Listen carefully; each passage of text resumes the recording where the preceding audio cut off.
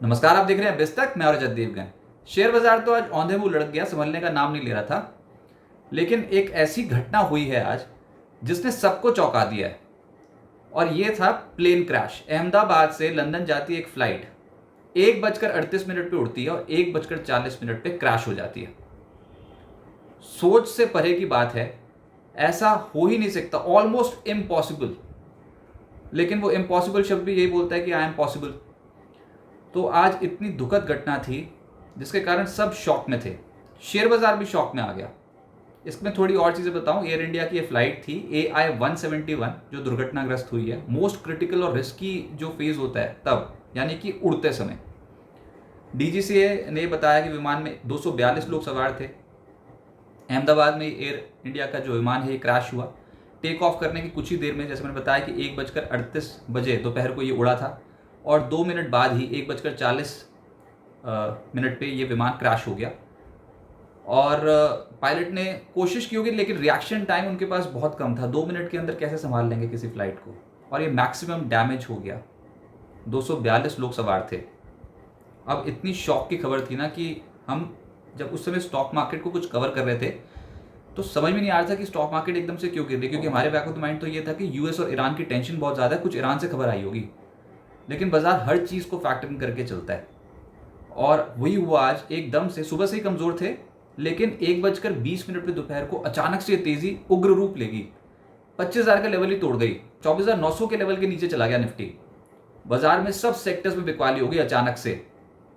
और ये तो कारण है ही, ऊपर से ये जो डोनाल्ड ट्रंप और ईरान के बीच में जो इस समय जो टेंशन्स डेवलप हो गई हैं। ईरान कह रहा है कि हम आपके ऊपर, आपके यूएस के जो मिलिट्री बेसिस हैं उनके ऊपर अटैक कर देंगे। डोनाल्ड ट्रंप कह रहे हैं कि पहले तो मैं इनसे समझौता करना चाहता था न्यूक्लियर डील को लेकर, लेकिन लग नहीं रहा कि वो होगा। तो ये बहुत ज़्यादा कन्फ्यूजन की स्थिति है।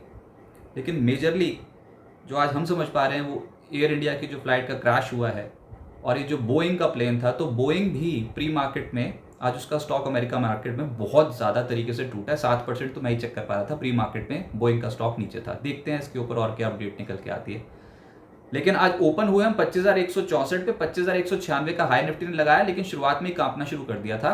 और उसके बाद जैसे मैंने बताया कि धीरे धीरे करके ट्रेजेक्टरी नीचे की पकड़ी हुई थी। वीकली एक्सपायरी वाला दिन था, और ये 1:20 पे अचानक से 25,000 का लेवल टूट गया और धड़धड़ करके नीचे चले गए। 24,825 का लेवल आज के दिन का लो है। क्लोजिंग आई है 24,888 की। 253 अंक निफ्टी के साफ हो गए। डैमेज था बहुत तगड़ा across the board. Nifty bank 56,082 के लेवल पे बंद हो गया, 377 अंक गिरकर। और सेंसेक्स 823 अंक गिरकर 81,691 के लेवल पे हुआ है बंद। एडवांसेस मात्र 7 शेयर्स निफ्टी के चढ़े हैं, गिरने वाले हैं 43। ब्रॉडर मार्केट्स पे 2,112 शेयर्स गिरे हैं, मात्र 783 शेयर्स चढ़े हैं। नहीं समझ में आ रहा था कि क्या खरीदें, क्योंकि जो भी खरीदो तो वो औंधे मुंह नीचे ही आने वाला था। अच्छा, होश किसको थी? सब लोग तो इस न्यूज़ को ट्रैक कर रहे थे ना कि भैया ये क्या हो गया अचानक से। एक तो प्लेन क्रैश, और प्लेन क्रैश का कारण भी समझ में नहीं आ रहा, और रिएक्शन टाइम भी नहीं पायलट के पास। सिर्फ 2 मिनट के अंदर अंदर प्लेन क्रैश हो गया उड़ते ही। और मार्केट पे जो आज तेज हुआ, वैसे उसमें निफ्टी गेनर्स में Apollo hospital, Asian Paints, Bajaj Finserv, doctor Reddy's, Tech Mahindra. हल्की खरीदारी इन स्टॉक्स में। सबसे तेज चला अपोलो हॉस्पिटल, लगभग 1% ऊपर।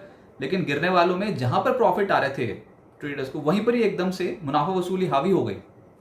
टाटा मोटर्स 3% नीचे, ट्रेंड 2.5% नीचे, टाइटन, श्रीराम फाइनेंस, कोल इंडिया 2.5% से ज़्यादा टूट गए। एफएनओ गेनर्स में टोरेंट फार्मा नजर आएगा आपको, RBL bank, SBI cards, max health और अपोलो हॉस्पिटल्स नजर आएंगे 1% से 1.5% ऊपर। लेकिन गिरने वालों की एक तो संख्या ज़्यादा, ऊपर से परसेंटेज के लिहाज से डेंट बहुत ज़्यादा। पेटीएम, यहाँ पर खबर ये थी कि यूपीआई के ऊपर एमडीआर लगाने की बात कर दी थी, मर्चेंट डिस्काउंट रेट एक तरीके का चार्ज होता है। ये ऐसी अफवाह थी, अफवाह उड़ी थी, लेकिन उसको बिल्कुल सिरे से खारिज कर दिया वित्त मंत्रालय ने कि ऐसा कोई एमडीआर नहीं लगेगा यूपीआई ट्रांजैक्शंस के ऊपर। तो स्टॉक ने शुरू में 10% नीचे चला गया था पेटीएम का, लेकिन वो निचले स्तर से थोड़ा संभल गया, 6% ही गिरकर बंद हुआ है। पर डैमेज तो ऑलरेडी मार्केट पे ही हो रखा था, तो पेटीएम बेचारा संभले कैसे आज। लेकिन वित्त मंत्रालय ने यूपीआई पे एमडीआर लगाने वाली बात का बिल्कुल खंडन कर दिया। एचपीसीएल 6% नीचे था। कच्चा तेल बहुत तेज चल रखा है अंतर्राष्ट्रीय बाजार में, $69 के पार पहुंच गया था, क्योंकि ये ईरान और इजराइल यूएस का जो इशू है, पंगा पड़ा हुआ है, इसकी वजह से क्रूड बहुत तेज़ है। और ऑयल मार्केटिंग कंपनीज आज कांप रही थी। फिर ये स्टॉक मार्केट इंटरमीडियरीज में मुनाफा वसूली थी, बाजार ही टूट रहा था। तो CDSL, BSC 4.5% 5.5% टूट गए। आइनॉक्स विंड भी गया है 5% नीचे। मिड कैप गेनर्स में स्टरलाइट टेक, एक ऑर्डर मिल गया इनको, और दिलीप बिल्डकॉन दोनों का जीवी है, उसको एक बीएसएनएल से ऑर्डर मिला है, स्टॉक एकदम से खुश होकर 11% ऊपर आ गया। तानला, इनकी 16 तारीख को बोर्ड बैठक है बायबैक के ऊपर, तो 9% ये ऊपर हो गया। तिलक नगर इंडस्ट्रीज 6.5% ऊपर। नवा, फोर्स मोटर्स, RHIM, ये कुछ ऐसे स्टॉक्स थे जो 5.6% से 6% चढ़ गए, लेकिन जाते जाते बहुत सारे स्टॉक सरेंडर भी हुए हैं। मिड कैप लूजर्स में मैपमा इंडिया ब्लॉक डील थी आज, 9.25% नीचे आ गया। उसके बाद ये जो स्टॉक्स बहुत उछल रहे थे, रतन पार, रतन इंडिया, इस हफ्ते के टॉप गेनर्स हैं, यहाँ पर आज प्रॉफिट लॉक हुए हैं, 7-8% नीचे आ गए। टेक्स मैकोरेल, जीनस पार और क्रिसिल जैसे स्टॉक 5.5% से 6.5% नीचे आ गए। सेक्टर स्पेसिफिक ऑलमोस्ट सभी सेक्टर्स में बिकवाली थी, कुछ नहीं हरे में था। मैक्सिमम डैमेज हुआ है आज।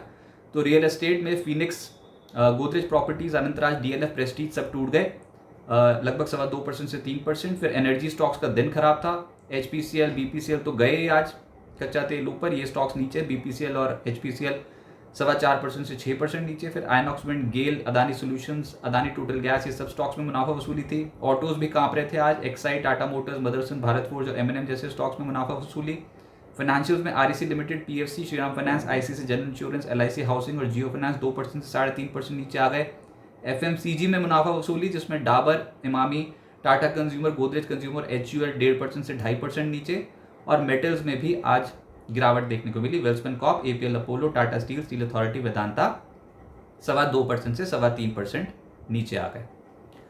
अब आगे क्या होगा, देखिए अहमदाबाद में जब एयर इंडिया की जो फ्लाइट है ये क्रैश हुई, तो उसके बाद से हमने देखा कि मार्केट्स में भी ऑलमोस्ट उसी टाइम के आसपास एकदम से गिरावट आई, क्योंकि कारण नहीं पता चल रहा था कि क्यों प्लेन क्रैश हो गया। ये कोई आम घटना है ही नहीं, 2 मिनट के अंदर अंदर प्लेन क्रैश, कोई भी कारण हो सकता है। पर इंपैक्ट देखिए आप, 1:20 में मार्केट पे तगड़ी बिकवाली होनी शुरू हुई, 25,000 का जो इंपॉर्टेंट लेवल था वो भी टूट गया, और 1:38 पे फ्लाइट उड़ती है, 1:40 पे क्रैश हो जाती है। तो बिल्कुल इन सिंक ये काम हुआ। और उसके बाद तो हमने देखा अहम लेवल टूटते हुए, 25,000 का अहम लेवल निफ्टी ने तोड़ दिया। निफ्टी ने 3 दिनों की एक रेंज बना रखी थी जिसमें 25,000, 25,050 को नहीं तोड़ रहे थे हम नीचे, वो लेवल टूटा तो उसके बाद धड़ धड़ करते नीचे चले गए। ये भी समझ में आ रहा था कि पैनिक है, दिख रहा था स्क्रीन पे, कुछ समझ ही नहीं रहा था ना, कोई पोजीशन टिक ही नहीं रही थी, स्टॉप लॉसेस पे स्टॉप लॉसेस उड़ रहे थे। तो ये पैनिक की स्थिति ही थी मार्केट में आज के सत्र में। ज़्यादा टिकाऊ होती नहीं है वैसे ट्रेंडिंग मार्केट्स में पैनिक की स्थिति, लेकिन अब पेज फंस गया है, ये समझ में आता है, क्योंकि ना 25,050, 25,100 के ऊपर निकलने में ही जान निकल जाएगी। बहुत हिम्मत चाहिए 25,050, 25,100 के लेवल को रिकॉन्कर करने में। FIs वैसे नहीं खरीद रहे अभी। 24,765, 24,640, ये इंपॉर्टेंट लेवल्स निफ्टी के सपोर्ट की तरीके एक्ट करेंगे। सपोर्ट मिलेगा बाजार को, बाजार का जो ट्रेंड है वो वैसा नेगेटिव नहीं है जो आपने सितंबर 2024 ऑनवर्ड्स देखा था। तो अभी हो सकता है कि हम संभलने की कोशिश करें। हाँ, ये हो सकता है कि एक ब्रॉड रेंज में कंसोलिडेट करने की कोशिश करें।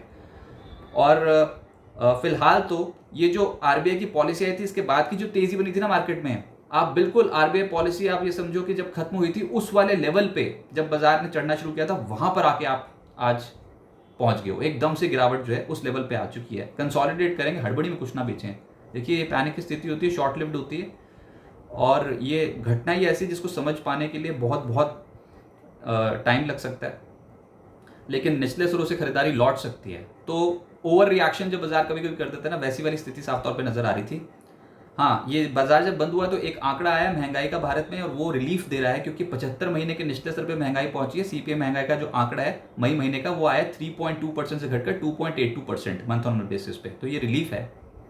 और अगले महीने अगले महीने FOMC की पॉलिसी है जो बहुत इंपॉर्टेंट है। उससे पहले कल US का भी CPI महंगाई का आंकड़ा आया था, उसमें भी अनुमान से कमी आंकड़ा था। तो ये ठीक है, महंगाई के मोर्चे पर तो स्थिति ठीक है। अब डोनाल्ड ट्रंप चाहते हैं कि 1% ब्याज दरें कम कर दें US फेड के जो चेयर हैं, लेकिन वो भी कर नहीं रहे हैं। हमारे गवर्नर तो पहले ही कम कर दी हैं ब्याज दरें। तो देखते हैं अभी आने वाले समय के लिए ब्याज दरें क्या अमेरिका में कम होती है कि नहीं। ट्रेड टॉक्स जारी हैं चाइना की और US में, जिसमें डोनाल्ड ट्रंप ने तो पहले ही बोल दिया कि हमने तो फाइनल फ्रेमवर्क बता दिया है। हालांकि चाइना के प्रेसिडेंट ने कुछ नहीं बोला, डोनाल्ड ट्रंप ने ट्रुथ सोशल पे आके पोस्ट कर दिया था कि सब कुछ बढ़िया हो गया, ट्रेड डील ऑलमोस्ट फाइनलाइज हो गई है, बस फाइनल हम दोनों को करना बाकी है, ट्रंप को और शी जिनपिंग को। तो देखते हैं वहाँ से और क्या अनाउंसमेंट निकल के आती है। चाइना तैयार भी होता है कि नहीं बोलते। US में डोनाल्ड ट्रंप लगा देंगे 25% टैरिफ चाइना के ऊपर, और चाइना लगाएगा 10% टैरिफ US के ऊपर। बताओ कैसी कैसी बातें करते हैं। लेकिन चलो, US और ईरान भी अभी सुर्खियों में आ गए हैं। ईरान इजराइल से भिड़ा पड़ा है, इजराइल बोलता है हम उड़ा देंगे ईरान को, ईरान बोलता है अगर आपने किया तो हम उड़ा देंगे आपको। बीच में डोनाल्ड ट्रंप फिर कूद गए और ईरान बोल रहा है अब यूएस के मिलिट्री बेसिस पे भी हम अटैक कर देंगे, तो स्थिति तो आपको पता ही है कि बहुत नाजुक बनी हुई है मार्केट, ये हमेशा से ही रहता ही है, तभी तो फाइनेंशियल वर्ल्ड अनसर्टेन रहता है। लेकिन गिरावट आ गई है ऑलरेडी सिस्टम में, तो निश्चित रूप से खरीदारी भी होगी। हाँ, बुल्स की शक्ति उतनी नहीं होगी, बाजार में फूक फूक के कदम रखेंगे ट्रेडर्स, लेकिन डिप्स में ऐड करने वाली मार्केट होगी। फिलहाल एक और मौका आएगा ऐसा लग रहा है, और बाजार एक बड़ी रेंज में कंसोलिडेट करेगा, और शॉर्ट टर्म में थोड़ा प्रेशर रह सकता है, एक बाउंस आ सकता है, लेकिन बाउंस के बाद थोड़ा सा फिर से स्लाइड डाउन, तो सपोर्ट लेवल्स के आसपास ही पोजीशन मिला है। अच्छे स्टॉक्स लोअर रेट पे मिलने के चांसेस ज़्यादा हो जाएंगे।